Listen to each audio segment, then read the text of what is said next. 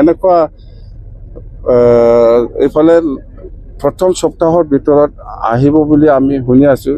যদি প্ৰথম সপ্তাহ নহয় ছেকেণ্ড উইকতো আহিব পাৰে। যেনক কোকৰাঝাৰ গেলেম্পু যিটো ৰেলৱে ট্ৰেক ৰেলৱে লাইন সেইটো ফাউণ্ডেশ্যন কৰি যাব।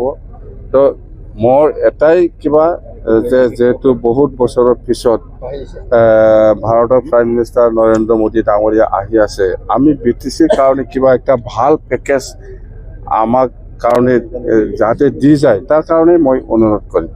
কি ভাল পেকেজ দিয়ে সেইটো পিছৰ কথা হ'ব, কিন্তু আমি অনুৰোধ জনাম যে BTCবাসী ৰাইজৰ কাৰণে ভাল এটা পেকেজ দি যাওক বুলি আমি অনুৰোধ কৰিম।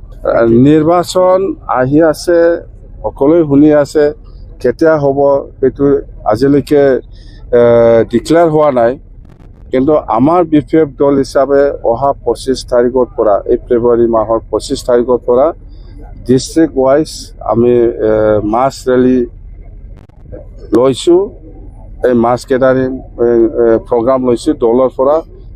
এতিয়া আমি গম পাম কোনটো সমষ্টিত আমি দলে কিমান ষ্ট্ৰং।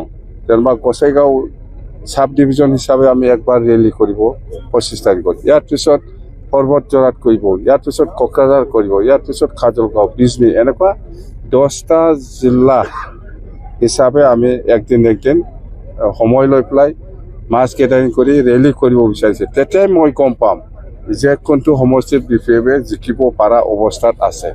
এতিয়া মই ক'ব নোৱাৰে যে চব সমষ্টিত আমি জিকিব পাৰে, সেই আজিৰ দিনত মই এইটো ক'ব নোৱাৰিম। মুঠতে মই ৰেলী কৰি চাম, তেতিয়া মই গম পাম যে এই সমষ্টিত আমি জিকিব পাৰোঁ। ৰাজ্যসভা এই মাৰ্চৰ ভিতৰত 3টা চিট খালী হ'ব বুলি কৈছে। এইটো পাম নাপাম আমি ৰিকুৱেষ্ট কৰি চাম, যাতে আমাকো এটা দিলে ভাল, এই কথাটো মই ৰিকুৱেষ্ট কৰি চাম। সেইটোৱে কৈছোঁ।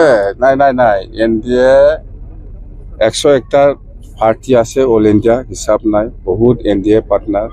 ইয়াৰ ভিতৰত যেনিবা অসমতো আছে NDA বহুত ডাঙৰ টিম হওক, সৰু টিম হওক, গোটেই মিলাই পেলাই বহুত আছে।